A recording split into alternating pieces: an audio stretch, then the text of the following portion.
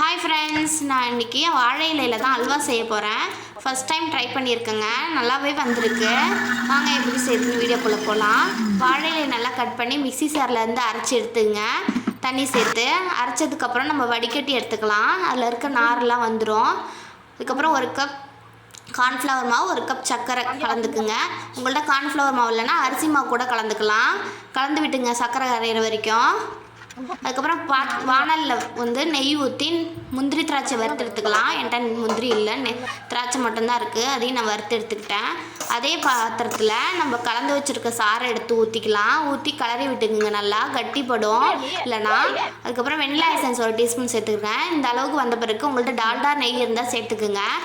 அல்வா பதம் வந்துருச்சுங்க. அதுக்கப்புறம் முந்திரி திராட்சை கலந்துக்குங்க. கலந்து விட்டு இறக்கிடலாம். வாழை இலை அல்வா ரெடி. வாழை இலை அல்வா ரொம்ப டேஸ்ட்டாக இருந்ததுங்க. உடம்புக்கு ஹெல்த்தியானது. இந்த மாதிரி செஞ்சு கொடுங்க.